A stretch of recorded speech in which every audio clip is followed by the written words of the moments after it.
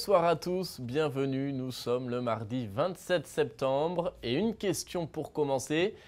Que se passe-t-il dans notre cœur quand nous sommes confrontés à la désolation spirituelle? C'est l'interrogation du pape ce matin lors de la messe dans la chapelle de la maison Sainte-Marthe.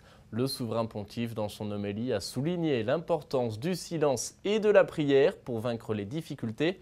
On écoute un résumé de son homélie. Dans son homélie ce mardi matin, le Saint-Père s'est inspiré de la première lecture du jour, l'épisode où Job est dépouillé de ses biens. Il se sent perdu et il vit une grande désolation spirituelle, mais il ne maudit pas le Seigneur. Cette désolation nous arrive à nous aussi, a rappelé le pape, même si celle-ci peut être plus ou moins forte. Que doit-on faire alors quand nous vivons ces moments obscurs pour une tragédie familiale ou une maladie par exemple?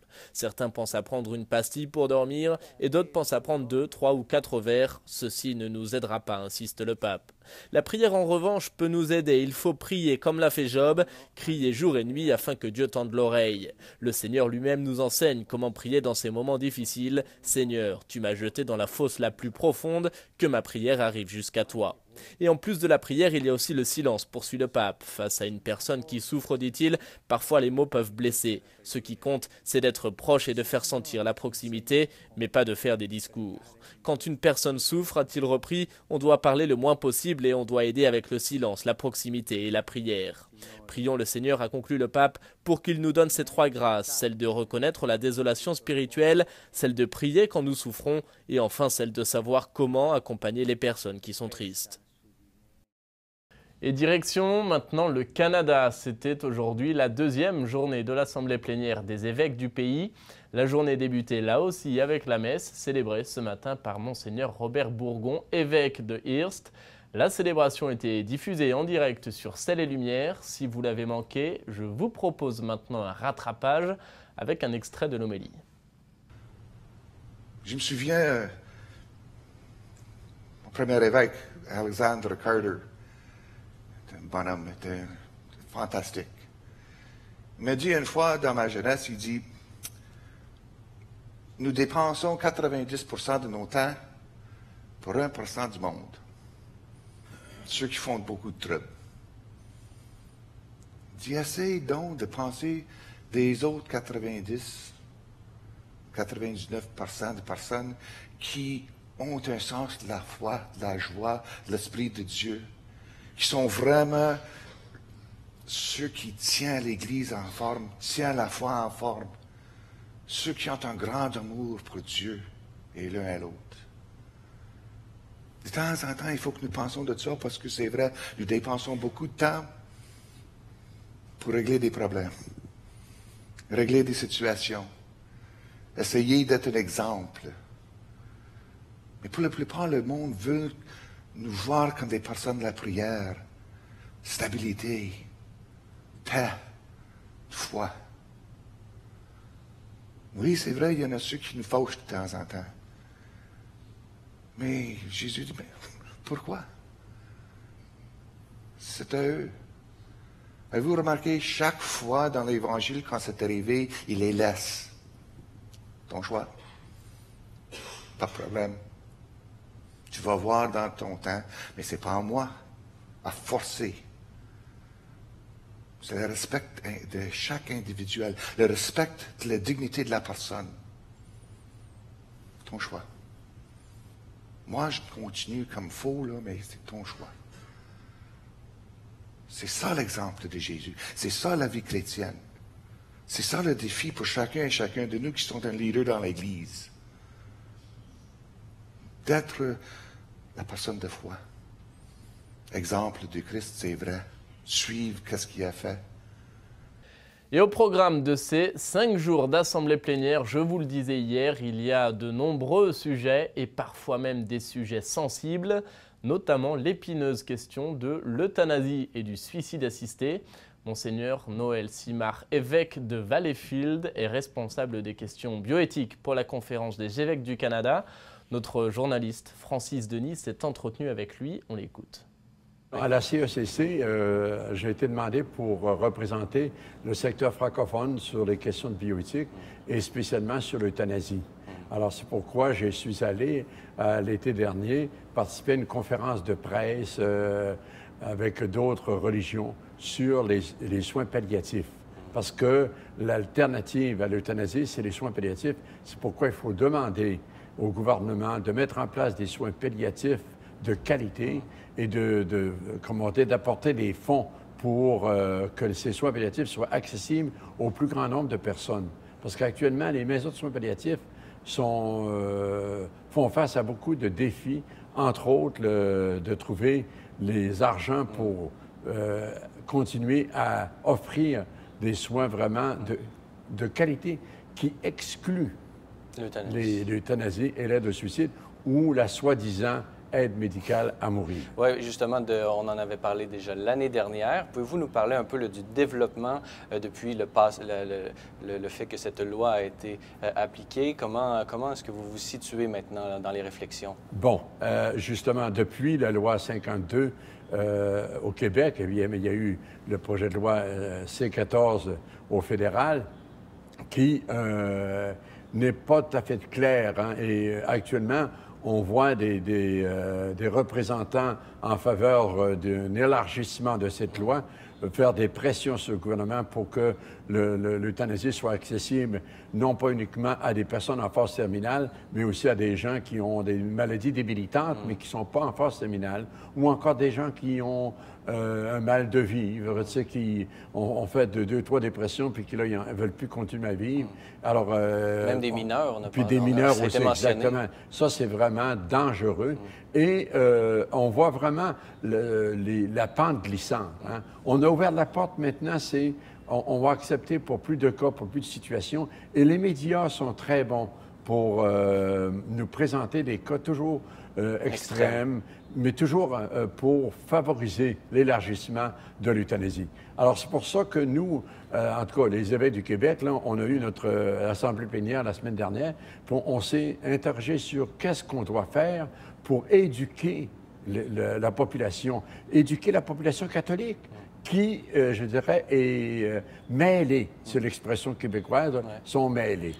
Et ça m'amène à parler d'un travail d'éducation pour, je dirais, dégager cette confusion qui a été créée par les tenants de l'euthanasie et par les médias. Et quand je parle de confusion, bien, je parle de confusion au niveau du langage. Tu sais, on ne parle plus d'euthanasie. Aide médicale à mourir. Aide médicale à mourir, c'est un soin. Bien, ce n'est pas un soin. Tuer n'est pas un soin. Ensuite, confusion dans les principes. Les principes sont inversés. Si je parle de compassion, ben moi, je vais parler d'accompagner avec amour, avec tendresse une personne pour qu'elle meure dans la dignité, avec, si possible, sa conscience et entourée de bonté, mais non pas avec une piqûre qui va te mettre fin à sa vie. Alors, mais là, on parle de compassion pour justement ce geste-là. Alors, donc, il y a une confusion dans les principes. Il y a une confusion aussi au niveau de la morale et de la loi. De sorte que ce qui est légalement permis est maintenant moralement justifié. Alors, on ne fait plus de distinction. Vous savez, quand on parle de confusion, on parle de choses indistinctes. C'est quelque chose ou quelqu'un qui devient quelque chose d'autre. Alors, tout est indistinct et désordonné. Et c'est ce qui arrive actuellement. On a perdu le contrôle et il y a une confusion, donc, aussi au niveau de la pratique médicale. Me semble que le serment d'Hippocrate doit encore valoir aujourd'hui. Et je crois qu'actuellement, il y a une nécessité d'éducation pour que les gens comprennent que c'est quoi l'euthanasie. Ce n'est pas de l'acharnement thérapeutique, c'est vraiment mettre fin à la vie de quelqu'un intentionnellement avec une dose mortelle de médicaments ou encore l'euthanasie peut être ce qu'on appelle indirecte quand on devrait traiter une personne et qu'on arrête de traiter parce qu'on juge que cette personne-là n'a plus de qualité de vie. Et cela amène à ce thème si important, la qualité de vie. Qu'est-ce qu'on entend par qualité de vie et dignité? Donc, il y a une clarification et une présentation des principes. Puis je pense qu'il faut vraiment lutter pour que les soins palliatifs soient davantage mieux compris et accessibles à toute la population. J'imagine que le thème de pastoral au niveau sacramentel aussi peut-être a été abordé pour les Oui, personnes en fin de vie, le sacrement des malades et tout ça. Un peu, mais on doit, comme on dit, se pencher à nouveau sur cela parce qu'il y a cette incohérence. Hein, des gens qui pensent que l'aide médicale à mourir, c'est une bonne chose et ça fait partie des soins en fin de vie et que c'est uniquement la fin d'une vie qui est devenue insoutenable. Donc, ces personnes croient qu'elles peuvent avoir accès au sacrement des malades avant de demander l'aide médicale à mourir. Donc, ça pose des problèmes sur le sens des sacrements. Puis, comment peut-on, je dirais, donner un sacrement des malades qui a aussi l'absolution pour un geste qui n'a pas encore été posé? Donc, c'est des questions. Mais quelle approche pastorale qu'on doit avoir pour ne pas dire catégoriquement non, mais essayer d'accompagner la personne? Qu'est-ce que vous voulez au juste en demandant ce geste? Au lieu de dire un non catégorique qui ferme la porte. Alors qu'avec un accompagnement pastoral, il y a peut-être une possibilité d'agir autrement. Et parmi les évêques réunis pour cette assemblée plénière, on note la présence également de l'association Développement et Paix. L'organisation célèbre cette année son 50e anniversaire. C'est donc l'occasion de dresser un bilan sur ses premières décennies. Pour en parler, Francis Denis a rencontré Josiane Gauthier. Elle est directrice des programmes au Canada pour Développement et Paix. Vous avez raison, quand on fête les 50 ans, c'est souvent un bilan qu'on fait. On regarde les moments forts de notre vie, les moments plus difficiles, comment on a réussi à passer au travers, comment on s'est renforcé comme mouvement, comme organisation, comment on a grandi ensemble. Et c'est un peu ça qu'on veut faire durant l'année du 50e. On a une partie rétrospective, effectivement, où on montre notre place dans le cheminement, non seulement de la vie de l'Église au Canada, mais dans le monde et dans les événements internationaux, comment on était présent en tant qu'activiste, en tant que gens mobilisés, catholiques, engagés. Alors ça, c'est la partie rétrospective. Mais évidemment, il y a une partie réflexion sur l'avenir. Que voulons-nous pour l'avenir de l'organisation? Que voulons-nous comme rôle dans l'Église au Canada et dans le monde? Justement, quels sont ces projets? Peut-être nous parler un peu des défis qui sont devant vous et peut-être nous parler aussi justement des espérances qui vous animent.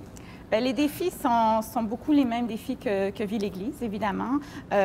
Trouver les catholiques engagés, trouver des gens qui portent encore la foi de façon engagée, puis leur offrir cette opportunité de vivre le mouvement de développement et paix, mais il faut les trouver chez eux. Ils ne viennent plus directement à nous comme autrefois.